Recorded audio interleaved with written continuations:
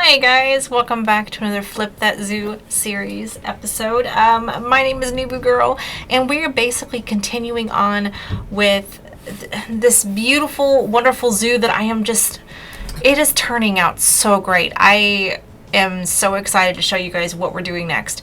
So, last episode, which was basically, just before this one, like literally just before this one, I had to break them up into a few episodes, was our flamingos. So continuing on from flamingos, we're working on our platypi. Because we are going to have two of them in the zoo. It's going to be very cute. I'm sorry it's very rainy right now in this recording, so it makes everything kind of dark and dingy. But I wanted to show you kind of how we're breaking everything up. These are going to be basically the three habitats I'm creating beyond the flamingos. So this big one is going to be, it was originally just going to be the red-crowned crane, but I actually ended up making a combo habitat of them and the Japanese macaques. And then this one, of course, is the platypi, and the one above it that I'm not currently carving into is going to be where we are putting the capybaras. Capybaras. Jeez, I keep saying their name wrong. I'm so sorry. Which, apparently, and I actually am not super familiar with the capybara, which is hilarious because I streamed this, and everyone's like, you don't know about the capybara? They're like the friendliest animal out there. And I'm like, what? Which is hilarious. There's so many adorable pictures of them on the internet. But I really wanted to be very unique and creative and not just do like a box habitat with these. I wanted to get really outside of my comfort zone. I really wanted to push the limits on my thoughts and ideas. I really wanted to have a underwater viewing as well as kind of a unique perspective on it. I wasn't quite sure how to do it yet when I was deleting all of this, but the juices were flowing, the brain was churning, and I was trying to picture it in my head.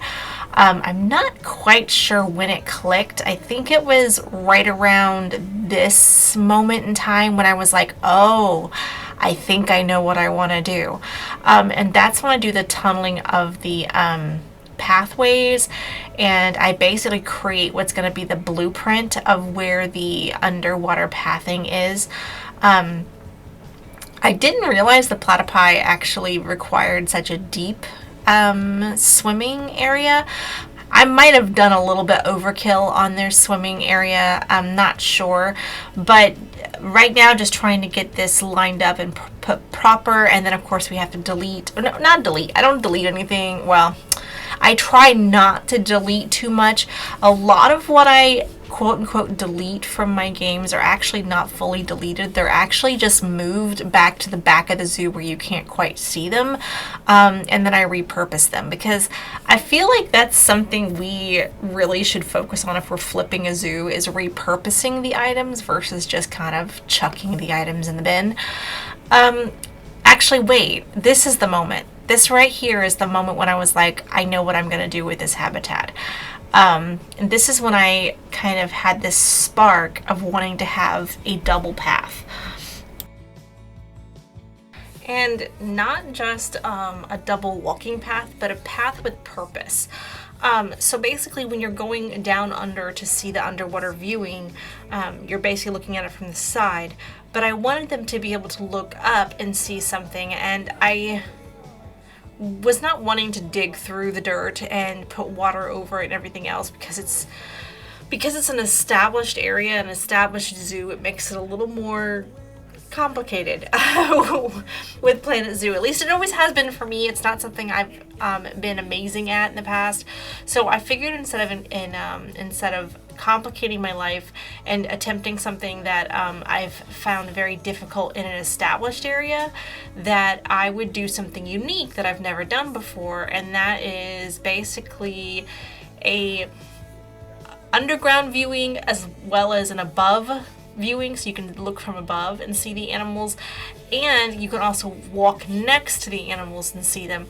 So it's kind of like a triple view, I guess you could say. And there's also like a Another viewing option that I put in, I add one of those beautiful domes. You're going to see that soon. This is me adjusting the mandrill habitat, which I haven't changed yet, but I'm going to be changing a lot of it. You've probably already noticed that I've lowered the walls because they were ginormous. They were super tall, and I was like, why? Why are they so tall?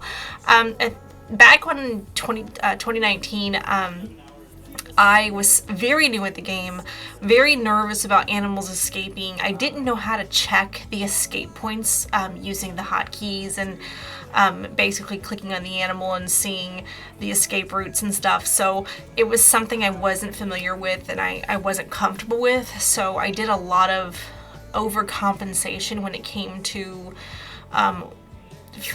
fence heights, habitat escape routes, I guess you could say. But I've gotten past that fear. I use a lot of null barriers. I don't use a whole lot of regular barriers. I still use them from time to time because you know, they did put them in the game and they are nice to use. And I do think a nice balance of null barrier and regular barriers are a good thing. But for this habitat, we are going to be using, I would say, 90% null barrier and then a little bit of non-null. Mainly these glass things are great to use for water retention because it is a one-way viewing or one-way glass viewing, so I don't have to worry about the animals seeing out and seeing the humans, and I can let them view the animals underwater while freely swimming around and having a good time. With no stress whatsoever, regardless of the animal. I also just find it's unique for the animals as well.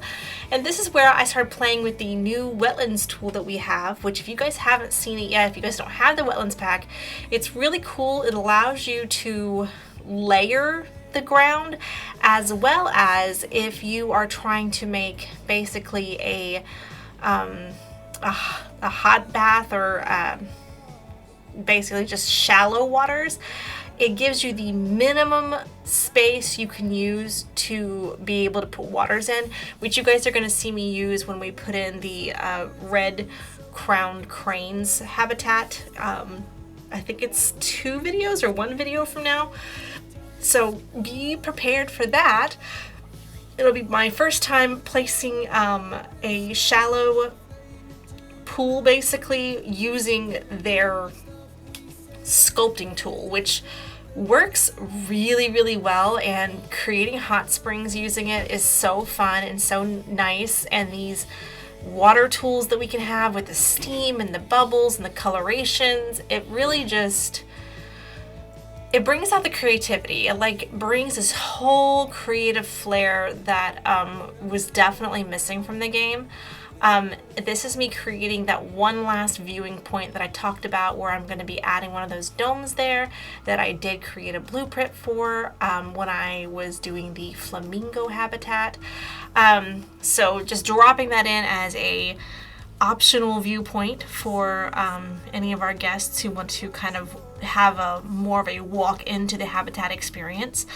Also, this gives me the opportunity to kind of have their underground sleeping kind of underneath that dome area, so it's completely private and they can sleep in there.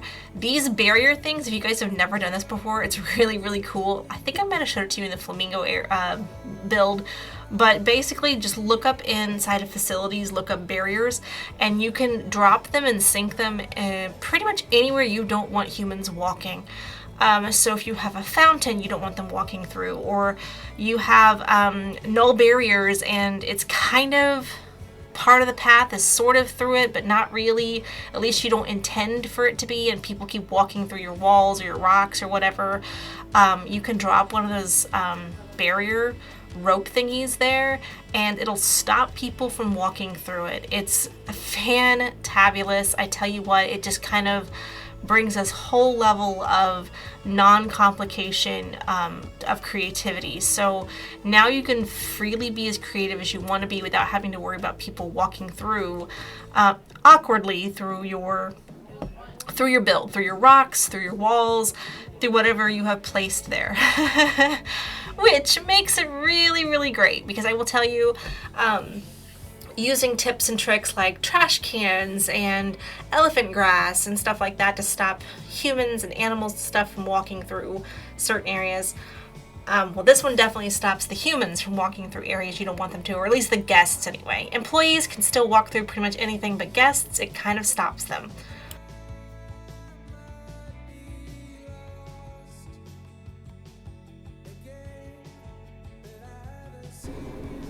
So I use a lot of rock work in these 3 habitats, and the pathing and everything, because I really wanted to tie the field together, kind of like how I use the flowers in the other areas to really tie that section together. I'm using a lot of rock work, using 3, actually I think it's 4 different kinds of colors of rocks to kind of just tie everything together, marry it all together, and kind of give it a unified feel, so that way as you're walking through the different habitats and by the different habitats, you get kind of a sensation of it being uniform but on purpose, but also very natural. So even though it feels on purpose, it also still feels very naturalistic, very, part of the world, and kind of lets you immerse yourself into the habitats. Is kind of what the feeling I was going for was, like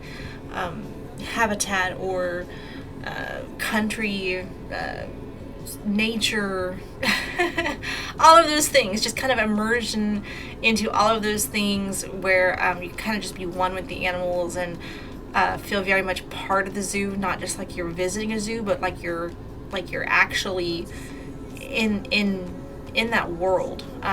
So you kind of just feel like you're more part of the animals' lives, which is another reason why I really like using the natural barriers.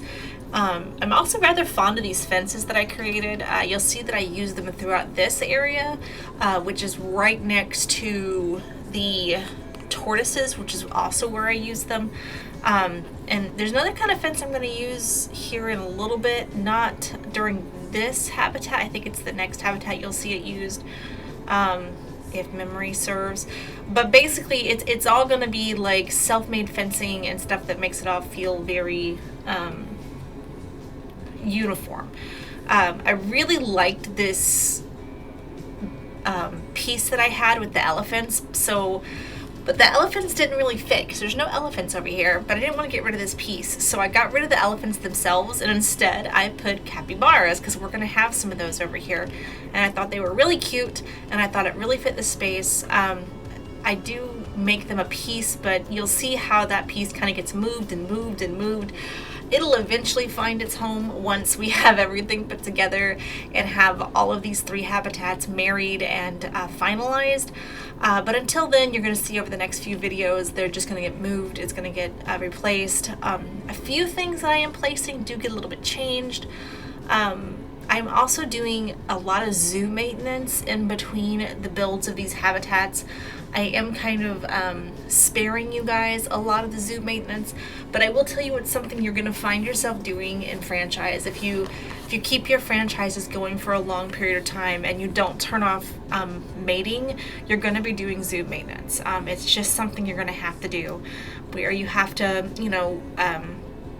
thin the herd. If you have too many animals in one habitat, you're going to have to make sure there's no males that are fighting for dominance. It's going to be a matter of making sure that you stick them into storage if they have really, really bad needs. It's kind of a trick that I use. If I have someone who's starving or dying of thirst or whatever, I can just stick them into storage real quick and that basically makes them get fed after a short period of time. They get the fed status, like they're no longer starving, and then you can move them back into the habitat and they're fine. It does take a little bit of time, it's not immediate. So there's that. You can also move them into quarantine. It's the same situation. And yeah, so I'm just kind of making sure that anything I do in this habitat kind of fits, I guess, the feel of where they live, because I want it to be a very natural feeling, but also like they're just going to be at home. And I think this habitat turns out amazing. I do end up tweaking this habitat again when I go to do the macaques, and you'll see what I mean there, because it's just so many water elements that are put here and rock elements that are put here. And after thinking about it all, I felt like I was really doing it a disservice by not making it more appealing and using the rocks to my advantage and the water to my advantage. So this is me just trying to adjust the rock work in hopes that the animals can't escape, because in my mind, I'm not picturing how small platypi actually are. And by the way, thank you, Calico, for letting me know the different ways you can say platypus in the multiple forms. I am kind of thinning that rocks out a little bit because I realized they were really layered there. So I kind of thinned them out in one area so they weren't all layered. Just to kind of give it a different look and a different feel, so it wouldn't feel like it was the exact same rocks over and over and over again. I also try to occasionally lay a few spare rocks or rocks that I haven't used in that area, just so it doesn't look too copy-pasted, I guess you could say, even though copy-paste is probably the easiest way to maneuver rock work. I also realized that this gate needed to get moved because when they tossed the box in with the animals, they would get stuck on those rocks and it would just be a nightmare. So I moved that, adjusted where they're going to walk to put them in the habitat. I love having this full area over here where all the habitats are going to connect. It makes it just really easy to use and easy to maintain for the staff, because the staff have to travel to take care of animals. So if they don't have to travel super far to get to a staff room in a keeper hut, they typically kind of stick around the area, especially if you make their staff room with like bonus perks or something they'll enjoy. They're more likely to kind of just hang out in the staff areas near the habitats they're taking care of. Occasionally they will wander, especially if there's habitats that just need assistance, and those keepers are, if they're not assigned to that specific zone, which is why I always say zoning is super important if you're going to have a franchise. While I do usually have at least, 2 keepers or so that remain unzoned for emergency purposes, I always have zones. Zones will sometimes rescue your zoo from all things going completely sideways. It helps the computer and the AI basically program your staff and your keepers, etc., to be where they're supposed to be, versus trying to run all over the planet and take care of every animal that's just a million miles away from them. These are the new burrows, by the way. If you guys haven't used them yet or haven't seen them yet in the new DLC, they're amazing. Those little burrows that I put underneath the dome were small burrows that you can use for the platypus, or you can use them for the meerkat. They have larger ones for the aardvarks, which I think the meerkats and the platypi can use the big ones as well, but the small ones are just fine. Now there's actually, I got shown this by Candace the Canuck. She's actually another streamer. She showed me that you can actually take the education boards and activate the cameras on those education boards. So I haven't done that yet because I literally just learned that from her day before yesterday. So you will see me adding that at a later point in time during one of our videos, and I will point it out so you guys can see what I'm doing and how I'm doing it. But talk about a game changer, because I love the education, I love the pictures, I think they're very crisp and clear and beautiful, but sometimes you want more than just a picture, and these provide videos of the burrows, of what the animals are sleeping or whatever they're doing down in there. And it's really cool. It also allows us to go into them and view them as well, just without the the education board. You can actually click on it and view it on the inside. It's really neat. I can't wait to show it to you guys. It is a feature that came with this new DLC pack, and I'm super excited to show it off. So right now we're just doing some foliage, wrapping up this habitat, and I will tell you guys, the underwater foliage really puts a bow on this habitat. Like back in the past when I used to build habitats, I never really put underwater plant or foliage or anything. It always looked just so bare. Like, it didn't look natural. It looked like a bathtub with dirt, and I never could quite understand why mine didn't look as good as I wanted it to. And then I watched some videos. I really paid attention to some real life zoos and how they laid their zoos out, and I was like, oh, that's what I'm missing, underwater foliage. And I mean, it's kind of obvious if you think about it, but for some reason my brain was not clicking with it. I was just thinking, get them in the water because water is what they need. But if you want that realism, if you want to feel like they're actually in their proper place, in their proper habitat, I tell you what, that foliage down in that water, the underwater foliage, will tie together your habitat. This was me trying to pick out, it looked like there was just a bare spotlight there, like it needed some sort of an eye-catching plant. So I grabbed one of those tamarind trees, which I think they always pop. I just had to get the right size. Love the one we chose. And how I mentioned earlier that we repurpose everything, basically everything that I moved from where all the previous habitats and everything else were, I just moved those back into a proper place. And then I felt like the platypus needed a sign. I was going to do a real wacky sign at first, and then I decided to stay with the same font.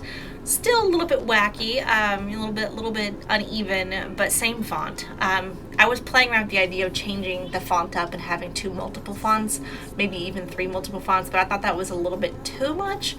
And I thought the wacky lettering was enough. I'm trying to decide whether I really am in love with this and whether I want to do this for my other habitats that I already have in place. I think I might. Because I think it really catches your attention. It's really like, oh, that's what's here. Just how I mentioned that I want to start putting signs up around the zoo, how you'll see like, this direction for this animal or this direction for this animal. I feel like my zoo is missing that, so I want to definitely get those in there. And this is just me framing out the rest of the walking path, the walking area, to be sure that this habitat is finalized, is done. And I can put a little bow on it saying Platypuses done. I do end up changing a little bit of it later on. You guys will see that as we move forward. But I mean, that's just kind of how it is as you start to get inspired by the next habitat, the next build. You'll be inspired to move a little bit and change a little bit. And that's just how it is as you're going along. But yeah, so this is the habitat. Let me know what you guys think. Let me know if you guys like it. Look at these guys. Aren't they adorable? I think they're so cute. But yeah, so now we have platypuses in our zoo, or platypods, or platypi, whichever way you want to say it. I am already in love with the zoo. I cannot wait to show off the next part of our zoo, which is going to be our red cranes and our macaques. I hope you guys liked it. Please subscribe. Thank you so much for coming. Ring that bell. All those really cool YouTube things. And I'll catch you guys in the next one.